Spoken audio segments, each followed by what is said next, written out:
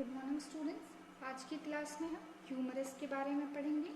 Okay, humerus basically जो है upper arm का बोन है। यहाँ पे आपको जो बोन दिखाई दे रहा है ये बोन कौन सी बोन है? ह्यूमरस। ओके, तो बेसिकली यही ह्यूमरस का जो हेड है ये स्कैपुला के ग्लेनॉइड कैविटी के साथ में मिलकर के या वहाँ पे जुड़ के अटैच्ड होकर के शोल्डर ज्वाइंट का निर्माण करता है। ओके, तो अब देखिए ह्यूमरस का हम साइड डिटर्मिनेशन कैसे करेंगे, लाइक हमें कैसे पता चलेगा कि जो ये ह्यूमरस है ये राइट का है या लेफ्ट का है। देखिए जब भी हम ह्यूमरस को ऐसे रखेंगे तो जो इसके अंदर ये उभरा हुआ खुरदुरा सा आपको स्ट्रक्चर दिखाई दे रहा है यहाँ पे और यहाँ पे, है ना। तो ये स्ट्रक्चर बेसिकली इसको हम जो ट्यूबरकल बोलते हैं, ये ट्यूबरकल हमेशा ऊपर के साइड में प्रेजेंट होगा, है ना। तो अगर सपोज करिए हमने ह्यूमरस को ऐसे रख दिया तो ये ट्यूबरकल ऊपर के साइड में प्रेजेंट नहीं है। तो हमेशा जो ह्यूमरस है, ह्यूमरस के अंदर का जो हेड के पास में ट्यूबरकल है वो हमेशा अपर साइड में जो है प्रेजेंट होगा, है ना। तो अगर हम इसको अपर साइड में रखते हैं तो आप देख सकते हैं कि ये लेफ्ट साइड का ह्यूमरस है। ओके, तो बेसिकली देखिए ह्यूमरस जो है एक टिपिकल लॉन्ग बोन है जिसमें बेसिकली दो एंड प्रेजेंट होते हैं और एक सैफ्ट प्रेजेंट होता है। आप देख सकते हैं एक एंड यहाँ पे, दूसरा एंड यहाँ पे और बीच में जो आपको सैफ्ट दिखाई दे रहा है वो। ओके, अब हम बात करेंगे सबसे पहले जो है अपर एंड के बारे में। अपर एंड इसमें देखिए अपर एंड के अंदर जो है ग्लोबुलर हेड होता है, यानी कि गोल सा जो स्ट्रक्चर है वो है, इसमें हेड प्रेजेंट होता है। जबकि जो लोअर एंड है, लोअर एंड हमेशा एक्सपेंडेड होता है साइड टू साइड, है ना। देखिए यहाँ पे किनारे किनारे में ये क्या है? एक्सपेंडेड है ना।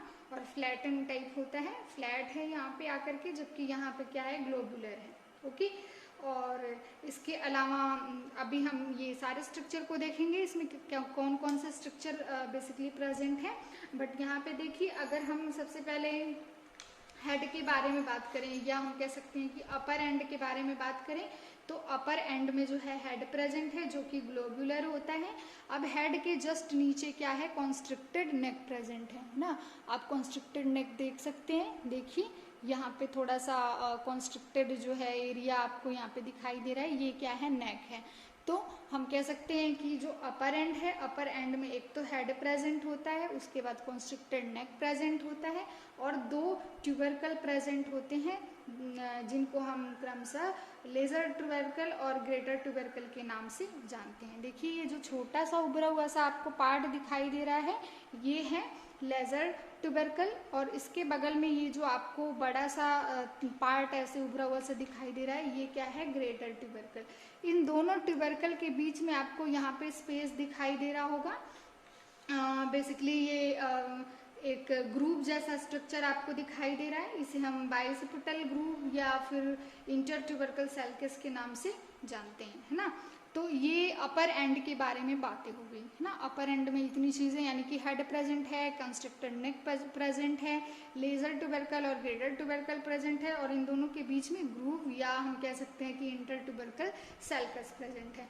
अब हम बात करते हैं हमारे लोअर एंड के बारे में। लोअर एंड में क्या क्या चीज़ें प्रेजेंट हैं? लोअर एंड में जो है फोसा और आपका कॉन्डाइल्स जो है वो प्रेजेंट होते हैं। तो लोअर एंड के साइड में मूव करते हुए अब हम एक एक यहाँ के स्ट्रक्चर के बारे में देख लेते हैं। देखिए सबसे पहले हम बात करेंगे हेड के बारे में। तो हेड बेसिकली क्या है? 1/3 लगभग या मोर देन 1/3 इसका जो पार्ट होता है वो स्फीयर शेप का होता है, आप देख सकते हैं, है ना। 1/3 जो पोर्शन है वो क्या है? स्फीयर शेप का है, ठीक है। और इसमें जो है यहाँ पे जस्ट इसी के जो नीचे है यहाँ पे कॉन्स्ट्रक्टेड नेक प्रेजेंट है, ठीक है। अब जो हेड है ये एक तो स्फीयर शेप का होता है, दूसरा जो है ये स्मूथ है, आप देख सकते हैं ये बहुत ही ज़्यादा स्मूथ दिखाई दे रहा है। तो ये क्या है? एक स्मूथ सरफेस है और इसमें जो है ये आर्टिकुलर कार्टिलेज के द्वारा कवर होता है ना। It is covered by articular cartilage, यानी कि जो कार्टिलेज इसको कवर करके रखती है उसे हम आर्टिकुलर कार्टिलेज कहते हैं। ओके, हेड को कवर करके रखती है।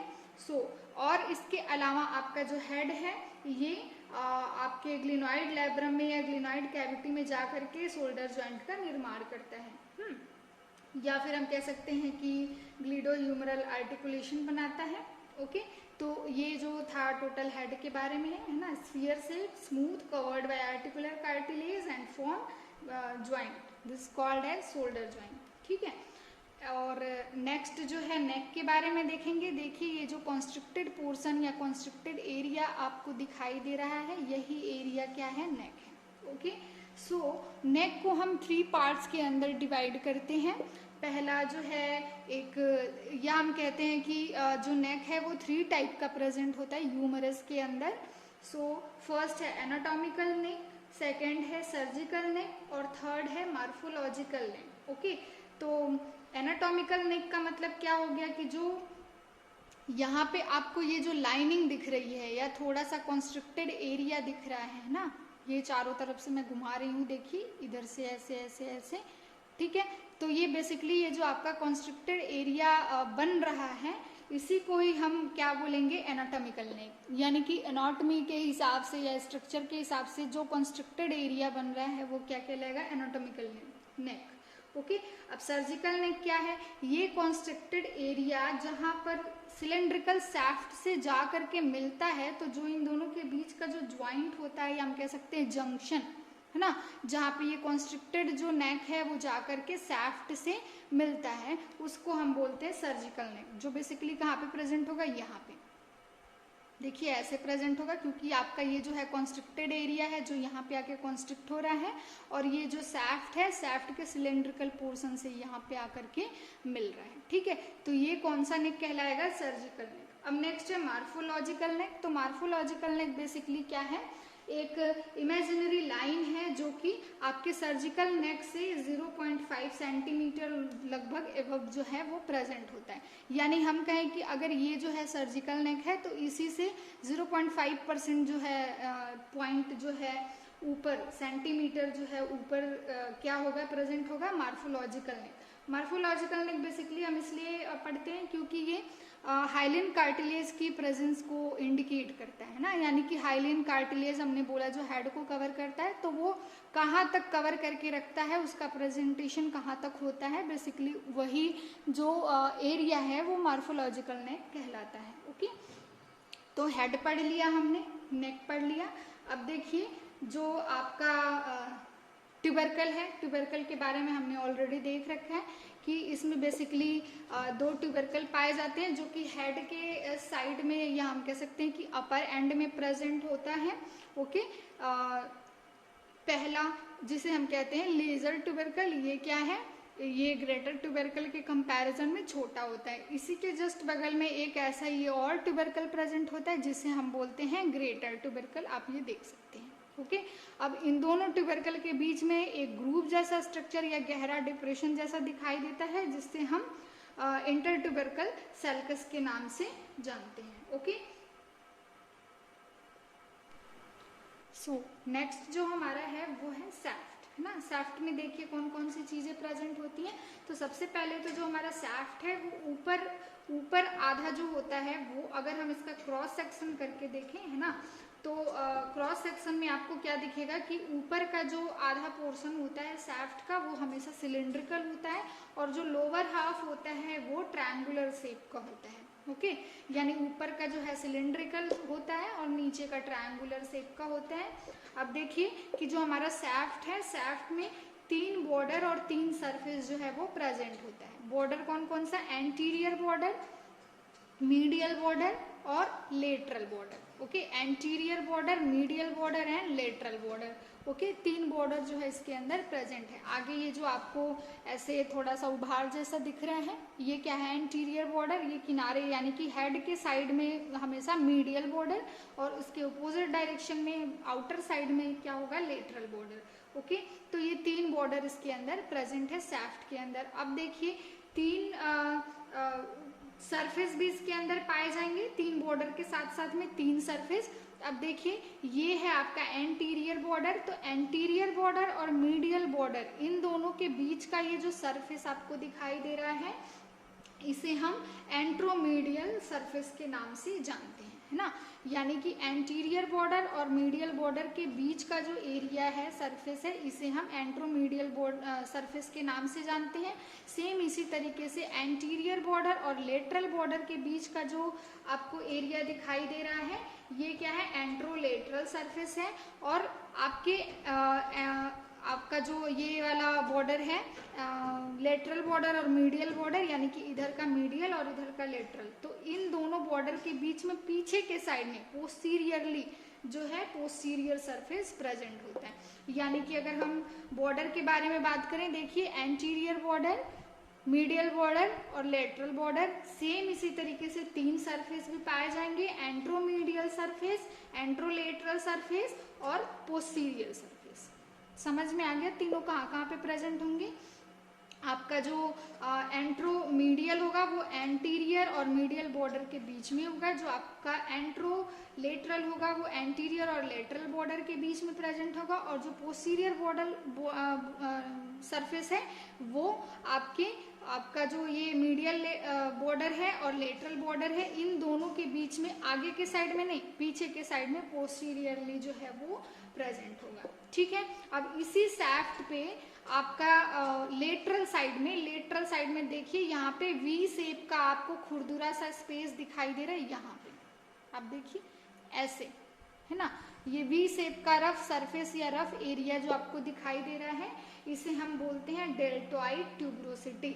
ओके, ये क्या है, डेल्टॉइड ट्यूबरोसिटी, जो कि लेटरल बॉर्डर में प्रेजेंट होता है। ओके, लेटरल, या हम कह सकते हैं कि जो आपका एंट्रोलेटरल सरफेस है वहाँ पे ये प्रेजेंट होता है। सो ये वी शेप का स्ट्रक्चर है जो कि एक रफ एरिया है, जिसे हम डेल्टॉइड ट्यूबरोसिटी के नाम से जानते हैं। ओके, तो ये टोटल जो था आपके सैफ्ट के बारे में था। अब देखिए नेक्स्ट है लोअर एंड। देखिए ये जो लोअर एंड होता है, लोअर एंड में हमने पहले देखा था कि ये क्या होता है, एक्सपेंडेड होता है ना, और ये फ्लैटन होता है, यानी कि किनारे किनारे से ये ऐसे चिपटा सा और फैला हुआ सा स्ट्रक्चर है। तो देखिए जो हमारा लोअर एंड है, लोअर एंड में तीन जो है वो फोसा प्रेजेंट होते हैं। आपका यहाँ पे लेटरल साइड में जो एक यहाँ पे डिप्रेशन या फोसा प्रेजेंट है, ये है रेडियल फोसा। यहाँ पे आपको जो थोड़ा उससे बड़ा डिप्रेशन यहाँ पे दिखाई दे रहा है, ये है कोरोनॉइड फोसा। और बैक साइड में ये आपको जो डिप्रेशन दिखाई दे रहा है, इसे हम बेसिकली बोलते हैं ओलिक्रेनन फोसा। ओके, यानी कि जो ओलिक्रेनन फोसा है वो पोस्टीरियरली जो है वो प्रेजेंट होता है। ओके, और आगे के साइड में दो फोसा प्रेजेंट है, आपका radial fossa and coronoid fossa. ठीक है, इसके अलावा इसमें दो इपिकॉन्डाइल प्रेजेंट होते हैं, है ना, मीडियली जो है मीडियल इपिकॉन्डाइल और लेटरली जो है लेटरल इपिकॉन्डाइल। देखिए मीडियली हम कैसे पहचानेंगे, हेड के साइड का जो कॉन्डाइल है ना, इपिकॉन्डाइल है। तो देखिए जो इपिकॉन्डाइल है आपका मीडियल इपिकॉन्डाइल है। मीडियल इपिकॉन्डाइल में जो प्रोजेक्शन आपको दिखाई दे रहा है, ये प्रोजेक्शन क्या होता है, ज्यादा होता है इन कंपैरिजन टू लेटरल इपिकॉन्डाइल, है ना। यानी कि लेटरल इपिकॉन्डाइल आपको यहाँ पे जो दिख रहा है, देखिए इसमें प्रोजेक्शन कम है, जबकि जो मीडियल इपिकॉन्डाइल है इसमें जो प्रोजेक्शन है वो क्या है, ज्यादा है। ओके, सो आपको यहाँ पे पता चल गया कि तीन जो है वो फोसा प्रेजेंट है ना, और दो इपिकॉन्डाइल मीडियल एंड लेटरल। ठीक है, अब नेक्स्ट क्या है कि आपका जो ये ऊपर वाला जो सरफेस है, बेसिकली इसे हम आर्टिकुलर सरफेस कहते हैं, जो कि आर्टिकुलर कार्टिलेज के द्वारा क्या होता है, कवर होता है ना। तो अब देखिए इसमें ये जो आपको दिखाई दे रहा है, ये बेसिकली इसको हम बोलते हैं ट्रोक्लिया। ये बेसिकली एसिमेट्रिकल पुली है ना, एसिमेट्रिकल पुली है, यानी कि ये इधर का थोड़ा बड़ा आपको दिखाई दे रहा है, मीडियली ये क्या होता है, बड़ा होता है, और ये लेटरली क्या है, लेटरल साइड वाला इसके कंपैरिजन में आपको छोटा दिखाई दे रहा है ना। तो हम इसीलिए इसको हम एसिमेट्रिकल पुली बोलते हैं, यानी कि सिमेट्रिक नहीं है। ओके, तो बेसिकली ये जो आपका कैपिटुलेशन है या कैपिटुलम है, ये रेडियस के साथ में जुड़ता है ना। आपको ये जो दिखाई दे रहा है यहाँ पे, ये वाला जो पोर्शन है, देखिए इपिकॉन्डाइल यहाँ पे प्रेजेंट है और यहाँ पे प्रेजेंट है, ठीक है। और ये जो है ये है ट्रोक्लिया, है ना। तो ट्रोक्लिया के अंदर बेसिकली मीडियल फ्लैंजल और लेटरल फ्लैंजल बेसिकली प्रेजेंट है। ये है मीडियल और ये है लेटरल फ्लैंजल। मीडियल फ्लैंजल जो होता है मोर एक्सटेंडेड होता है in comparison to lateral flangel. Okay, so अब आपको ये जो दिखाई दे रहा है ये इसको हम बोलते हैं कैपिटुलम। कैपिटुलम बेसिकली ये काम क्या करता है, रेडियल बोन के साथ में जुड़ता है। मैं आपको दिखाती हूँ कैसे। ये जो है रेडियस है, देखिए। तो जो रेडियस होता है, रेडियस में ऊपर के साइड में ऐसे जो है आपको दिखाई दे रहा होगा, रेडियस में ये ऊपर के साइड में गोल सा पोर्शन होता है, ठीक है। तो ये जो गोल सा पोर्शन है वो इस तरीके से इसमें आकर के फिट होता है ना, ऐसे आप देख सकते हैं। तो जब हम अपना एल्बो जो है वो मोड़ते हैं तो ये इसी तरीके से ऐसे आकर के आपका जो रेडियस है वो रेडियल फोसा में ऐसे एडजस्ट हो जाता है ना। तो ये जो रेडियल फोसा है ये डिग्री ऑफ मूवमेंट को अलाउ करता है, जिसकी वजह से हम अपने एल्बो ज्वाइंट को फुल्ली क्या कर सकते हैं, कॉन्स्ट्रिक्ट और रिट्रैक्शन कर सकते हैं, है ना। यानी कि इस तरीके का जो मूवमेंट है वो इसी वजह से पॉसिबल है। देखिए ये ऐसे इसके साथ में क्या होता है, फिक्स होता है। और ये जब मूवमेंट होता है ऐसे तो ये आपका जो पोर्शन है रेडियस का या रेडियल बोन का वो इसी तरीके से रेडियल फोसा में आकर के ऐसे फिट हो जाता है। समझ में आ गया। तो ये इस तरीके से ऐसे जो रेडियस है ये कैपिटुलम के साथ में जुड़ता है, ठीक है। अब नेक्स्ट आप देखिए आपको कोरोनाइड फोसा दिख रहा होगा, ये कोरोनाइड फोसा। और ये पीछे की साइड में जो ओलिक्रिनन फोसा होता है इसका क्या रोल है, आपका जो अल्ना बोन है, अल्ना बोन ये रहा, ठीक है।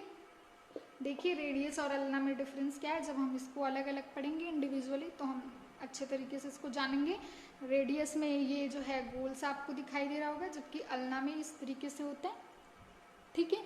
तो बेसिकली अब ये जो अल्ना है, अल्ना इस तरीके से जो है पीछे ये जो इसका आपका ओलिक्रिनन फोसा है ह्यूमरस के अंदर, ये उसी के अंदर जाकर के ऐसे फिट हो जाता है।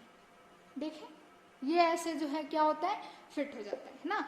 तो ये ऐसे पीछे, अब ये ऐसे नहीं जा सकता है ना, तो ये इतना ही पीछे के साइड में इतना ही जो है वो मूव होता है। हम अपना हाथ पीछे के साइड में ज्यादा नहीं मोड़ सकते एल्बो से, है ना। तो ये बेसिकली पीछे ऐसे होता है और आगे जो है ये इस तरीके से जो आपका ये आगे के साइड वाला कोरोनॉइड फोसा है, ये कोरोनॉइड फोसा में ऐसे जाकर के एडजस्ट हो जाता है जब ये मूव करता है, यानी जब इसके अंदर मूवमेंट होता है। यानी कि ये भी क्या है, डिग्री ऑफ मूवमेंट को अलाउ करता है। देखिए ये पीछे के साइड में जो है ओलिक्रिनन फोसा में ऐसे अटैच्ड होता है और जब ये मूव करता है तो आगे के साइड में ऐसे जो है चला जाता है। ये जो फोसा है इसके अंदर ये जा करके अटैच हो जाता है, फिट हो जाता है ना। मतलब जुड़ नहीं जाता है, हम अटैच नहीं कहेंगे, बेसिकली वहाँ पे जा करके फिट हो जाता है। तो इस तरीके से ये डिग्री ऑफ मूवमेंट को अलाउ करता है, ठीक है। तो ये आपको समझ में आ गया। ये आपका मीडियल और लेटरल इपिकॉन्डाइल और 3 इसके अंदर जो फोसा प्रेजेंट है, ये आपका कैपिटुलम है जहाँ पे रेडियल बोन जो है आकर के जुड़ता है और इसको हम ट्रोक्लिया कहते हैं, जो कि एसिमेट्रिकल होता है ना। अब देखिए जो आपका लोअर एंड है, लोअर एंड में बेसिकली इसके अंदर भी जो है 3 सरफेस प्रेजेंट होते हैं। ये आपका आगे के साइड में एंटीरियर सरफेस, यहाँ पे नीचे के साइड में जो है इंफीरियर सरफेस और पीछे के साइड में जो है पोस्टीरियर सरफेस। दिख गया, ये 3 सरफेस जो है इसके लोअर एंड में भी प्रेजेंट होते हैं, यानी कि एंटीरियर सरफेस, इंफीरियर सरफेस है, पोस्टीरियर सरफेस। तो ये 3 सरफेस इसके अंदर प्रेजेंट होता है। तो ये ओवरऑल था ह्यूमरस के बारे में। आई होप आपको ये वीडियो अच्छे तरीके से समझ में आया होगा। Thank you.